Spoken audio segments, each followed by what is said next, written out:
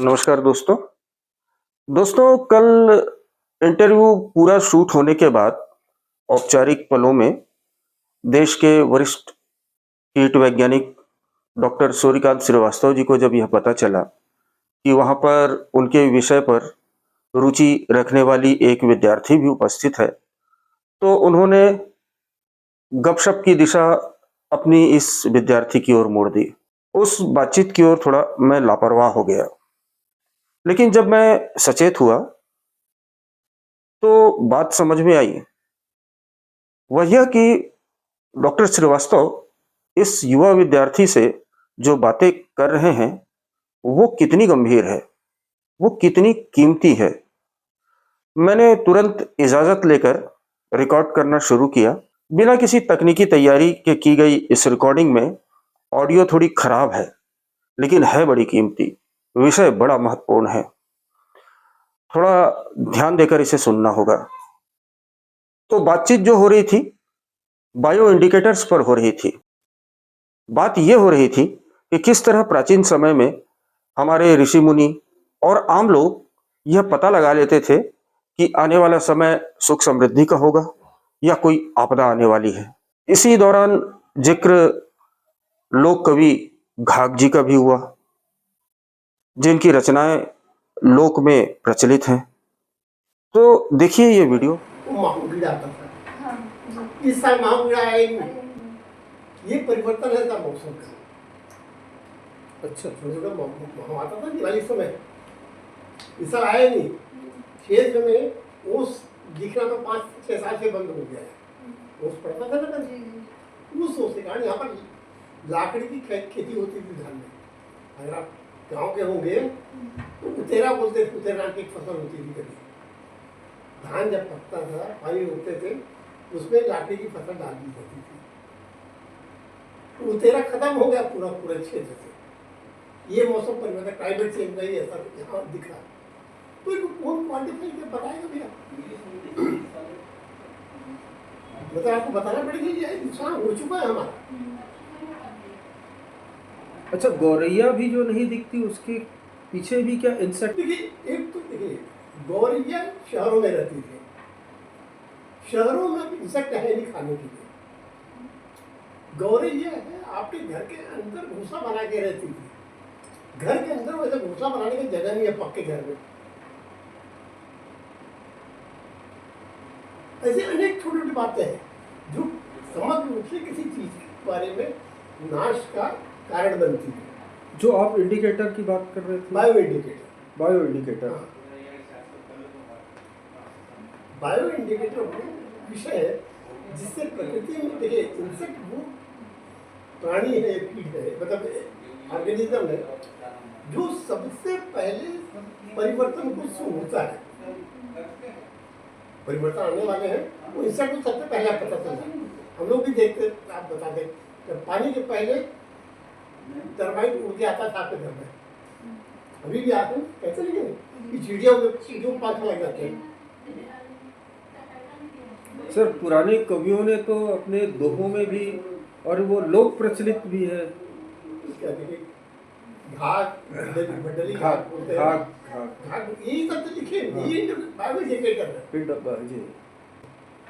ये सब अवेलेबल था। हाँ, बीच काल में हम भूल गए। काल कौन सा था, डॉक्टर श्रीवास्तव जी की बातों का संदर्भ यदि खंगाले तो और भी बहुत सारी रोचक बातें हमें याद आती हैं। यह कि किसान और मछुआरे तो प्राचीन काल से ही बायो इंडिकेटर्स का उपयोग कर रहे हैं। यह कि मछलियों, मेंढकों और पक्षियों के व्यवहार से पानी की शुद्धता का पता लगाया जा सकता है। उल्लेख मिलता है कि खदानों में काम करने वाले लोग प्राचीन समय में जहरीली गैसों का पता लगाने के लिए पक्षियों का उपयोग करते थे। आधुनिक समय में भी प्रदूषण का पता लगाने के लिए विशेषज्ञ इन बायो इंडिकेटर्स का उपयोग करते हैं। भूमि की उर्वरता कितनी गुणवत्तापूर्ण है, इसका अनुमान लगाने के लिए केंचुओं और दीमकों का उपयोग किया जाता है। डॉक्टर श्रीवास्तव कह रहे थे कि मानव जीवन और पर्यावरण में महत्वपूर्ण भूमिका निभाने वाले बायो इंडिकेटर्स आज खतरे में हैं। इनमें कीट भी शामिल हैं। खतरा है बढ़ती हुई गर्मी का, बढ़ते हुए रेडिएशन का, बदलती हुई कृषि पद्धति का और बदलती हुई जीवन शैली का, यहाँ तक कि गांव-गांव में पहुंच रही बिजली का भी। एक बहुत बड़ी समस्या रेडिएशन क्या चल रही है। रेडिएशन एक तो है कि न्यूक्लियर रेडिएशन अभी चल रहा है, दूसरा देखिए ये बहुत अजीब सा मतलब कहीं ना कहीं पहुंच जाएगा। एक होता है हेल्थ के साथ ह्यूमन हेल्थ, ये देखिए हर जगह एक विषय है पूरा पूरा। हेल्थ है साथ एक विषय है, ह्यूमन है साथ। तो ये जो इफेक्ट हो रहा है क्या क्या कारण हो सकता है। एक तो होता है कि रेडिएशन इफेक्ट हो सकता है, दूसरा पॉल्यूशन इफेक्ट हो सकता है, तीसरा है पेस्टिसाइड इफेक्ट हो सकता है। तो सबके इफेक्ट अलग अलग है और सबके इफेक्ट डिफरेंट स्टेज पर है। मतलब ह्यूमन में भी नोटेड है, एनिमल में भी नोटेड है। और अभी जो इस प्रकार से चेंजेस हुए हैं, अभी हुआ क्या है कि पहले तो पॉल्यूशन इफेक्ट कम होता था, जब से इंडस्ट्रियलाइजेशन हुआ है ये प्रतिशत संख्या बढ़ गई है। अब 64% जो पॉल्यूशन है वो प्लास्टिक से हो रहा है, 50% जो है स्थिति यही हो रही है पेस्टिसाइड से हो रही है। यूक्रेन में जो हो रहा है बम्बार्ड में चल रहा है, हम जानते नहीं वो स्थिति क्या है, कितना बम वहाँ रशिया डाल रहा है, कहीं कोई रिकॉर्ड नहीं।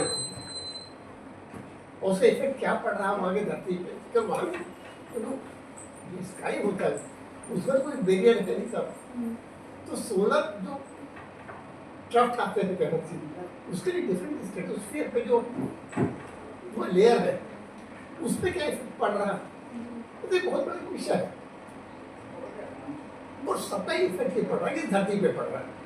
आज जो अपन नाइट्रोजन फर्टिलाइजर डालते हैं,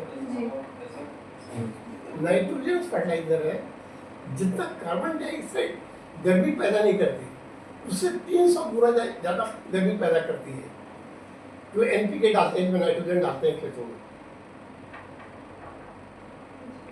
तो उसका विकल्प क्या होगा?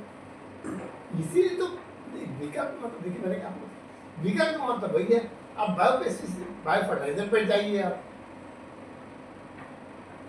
क्योंकि हम 40 साल में इतने आगे बढ़ गए सिंथेटिक के जमाने पे, वापस आना भी बहुत मुश्किल हो गया हमारे लिए। हम क्या करें, हमारे पास तो लोकल वैरायटी है, नेटिव वैरायटी खत्म हुई हमारे पास, खेत वैसे नहीं बचे, हम वैसे नहीं बचे, टेक्नोलॉजी वैसे नहीं बची। पूरा आप ट्रैक्टर से खेती कर रहे हैं, हमको ये तो कितना पोल्यूशन होगा। हमको चाहिए हवाई जहाज चाहिए चलने के लिए, ट्रांसपोर्ट चाहिए। आज 64% पॉल्यूशन है ट्रांसपोर्ट से आ रहा है।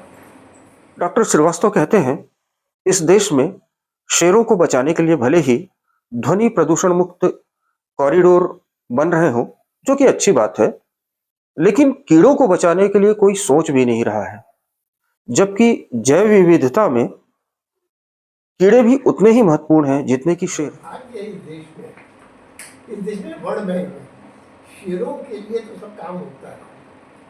मध्य प्रदेश में नाम प्रनोंस हो था, गडकरी जी ने एक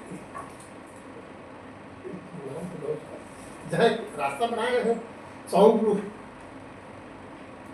1000 किलोमीटर का पेज परियोजना है ना, वहाँ पर 450 किलोमीटर का उन्हें बाईपास बनाया अभ्यारण्य, क्योंकि वहाँ बहुत बड़ा जंगल है तो वहाँ जानवरों को उसका प्रयोग मतलब कुछ प्रभाव न पड़े। साउंड इफेक्ट, आज साउंड इफेक्ट और लाइट इफेक्ट ये दो बड़ी समस्या कीड़ों के साथ है। अच्छा, शहरों में तो आप देखिए एक हालत ये है 24 घंटे इतने लाइट है कि दिन का तरीके होता है। कीड़े जो होते हैं 1.5 से 2 किलोमीटर दूर तक इस लाइट से प्रभावित होते हैं। आज पूरा जो भारत है वो गांव गांव तक लाइट पहुंच गया है। इस गांव गांव तक लाइट पहुंचने का, गांव गांव तक मोटरसाइकिल पहुंचने का, नॉइज पॉल्यूशन जो है, इसके बारे में कहीं कोई स्टडी नहीं हो रही है। जो भी हमारे पास रिपोर्ट कर रहे हैं, ये भी दोषों का है। बात हम हिंदुस्तान को ठीक करने करते हैं, तो ये बड़ी विकट समस्या हम वैज्ञानिकों के पास है। कदाचित हम ये बताना नहीं चाहते कि हमारी ये कमियां हैं। हम केवल अपनी अच्छाइयाँ बता रहे हैं, हम ये कर दिया, वो कर दिया, ऐसा है वैसा है। और सर ये जो जैसे लाइफस्टाइल में चेंजेस आ रहे हैं, जैसे मोबाइल बहुत ज़्यादा मोबाइल टावर्स लग रहे हैं, उस मोबाइल टावर के कारण जितना बड़ा नेविगेशन सिस्टम था वो पूरा खत्म हो गया। जो माइक्रोवेव रिलीज, जो इलेक्ट्रॉनिक वेव रिलीज करते हैं, नेविगेशन माइग्रेशन एक बहुत बड़ा विषय है, इंसेक्ट माइग्रेशन, जिसमें एक कॉन्टिनेंट से दूसरे कॉन्टिनेंट, जैसे बर्ड जाते हैं, बर्ड के बारे में हम जानते हैं कि भाई सीजन में एक जगह दूसरे जगह जाते हैं, पर यही स्थिति इंसेक्ट की है। आज हमारे पास जो रेडार सिस्टम है वो केवल 5 mm, 5 mm कितना छोटा होता समझ सकते हैं, उतने बड़े ऑब्जेक्ट को आइडेंटिफाई करता है, पर इंसेक्ट जो है 5 mm से छोटे हैं। हमारे पास कोई भी इलेक्ट्रॉनिक इक्विपमेंट नहीं है जिसको लीडार कहते हैं, जो इन सब इंसेक्ट को क्वांटिफाई कर पाए। मतलब विश्व में नहीं है, डेवलप चल रहा है करना। अभी हम ये देखें ग्रॉस हॉपर को आइडेंटिफाई कर पाते हैं, जो वर्ल्ड में बहुत बड़ा प्रॉब्लम है। तो विज्ञान भी बहुत देर से आगे बढ़ रहा है, समस्या बड़ी विकट है, और समाज का पता नहीं तब कोई भगीरथी कब पैदा होगा। तो हमें कीड़ों को बचाना होगा, कीड़ों के महत्व को समझना होगा। कीड़ों के बिना इतिहास, वर्तमान, कला, साहित्य सब सूने हैं। इस धरती पर जीवन के विभिन्न रूपों में कीटों का योगदान 90% तक बताया जाता है, ऐसा विशेषज्ञ बताते हैं। धरती की उर्वरता को बचाए रखने से लेकर मनुष्य को स्वस्थ और समृद्ध रखने तक अनेक तरह की भूमिकाएं कीट चुपचाप निभाते हैं। शहद का स्वाद लेते समय हम मिठास में इतने मुग्ध हो जाते हैं कि हमें यह विचार ही नहीं आता कि इनका निर्माण मधुमक्खियों ने किया है। रेशम के कपड़ों में सज धज कर जब हम आईने के सामने खड़े होते हैं, खुद को देखते हैं, तो हमें विचार आता ही नहीं कि ये कपड़े रेशम के कीटों के कारण संभव हो पाए हैं। ये तो मोटे मोटे उदाहरण हैं। हम जब और गौर करना शुरू करते हैं तो पाते हैं कि कीट हमारे जीवन में कदम कदम पर बड़ी भूमिका निभाते हैं। तो दोस्तों, आपके साथ भी अक्सर ऐसा होता होगा कि कोई पुरानी किताब खोलते ही उसके अंदर आपको कोई कीट मिल जाता होगा। शायद यह कीट हमको यह बताने के लिए अपनी शहादत देता होगा कि कभी तो हमें भी पढ़ लिया करो। और जब हम पढ़ना शुरू करते हैं तो हम पाते हैं कि प्राचीन पुराणों से लेकर इतिहास की किताबों में बड़े बड़े देवताओं और सुरमाओं के साथ ये कीट भी दर्ज हैं। दोस्तों, याद कीजिए, रामायण में जगह जगह पर भौरों का और मधुमक्खियों का वर्णन आता है। अरण्यकांड में वाल्मीकि लिखते हैं कि फूलों से लदे वृक्षों के आसपास भौरों की गुंजन वातावरण को मधुर बना रही है। हनुमान जी जब लंका प्रवेश करते हैं तब अशोक वाटिका में खिले हुए फूलों पर भौरे झूल रहे होते हैं। रावण के दरबार में मंदोदरी चेतावनी देती है कि जिस तरह पतंगे अग्नि की ओर आकर्षित होकर स्वयं का विनाश कर लेते हैं, वैसे ही रावण तुम भी अहंकार के कारण विनाश की ओर बढ़ रहे हो। इसी तरह दीमक, ततैया, चींटियां, ये सब राम कथा में पात्र बनकर कथा को आगे बढ़ाते हैं। ऋग्वेद, यजुर्वेद और अथर्ववेद से लेकर सिंधु घाटी की सभ्यता तक और फिर वहां से लेकर आधुनिक काल तक कीटों का वर्णन मिल जाता है। मिस्र की सभ्यता में मक्खियों को बुराई और अशुद्धता का प्रतीक माना जाता था। चीन की सभ्यता में रेशम के कीटों को समृद्धि और व्यापार का प्रतीक माना जाता था। आधुनिक समय में ये कीट जैविक हथियार से लेकर औषधियों के निर्माण तक अपनी भूमिका निभा रहे हैं। तो इन कीड़ों को कैसे बचाया जा सकता है? वर्तमान पीढ़ी की क्या जिम्मेदारी है? ये बता रहे थे वरिष्ठ वैज्ञानिक डॉक्टर श्रीवास्तव। उन्होंने ये सब चीज को अपने दिमाग में रखते हुए आने वाले जनरेशन से आप हर छोटी छोटी चीज़ों को बिटिया को समझाते हैं, बेटे ऐसे कर ले करके ना चाहते हुए उसका विज्ञान ज्ञान जो भी है बिटिया के दिमाग में पहुंचता चला जा रहा है। बीच में वो प्रक्रिया किस तरह से कट गई पूरी। आज भी देश में बहुत सारे ऐसे लोग हैं जो मतलब हड्डी टूटता है गाँव वाली जोड़ते हैं, पता है क्या किसी का पट्टी वट्टी बांधते हो आदमी हड्डी जुड़ जाती है। डॉक्टर बांध देगा तो 5,000 हम उसको दूर देंगे और 1,000 रुपये ले लेगा, वो पकड़ में कर देते हैं। उस ज्ञान को ना वो बताता ना उससे आगे वाली पीढ़ी तो बताती। तो एक अनेक समस्या किसी भी चीज़ की है, सरकार उन सब चीज़ों ध्यान देती है।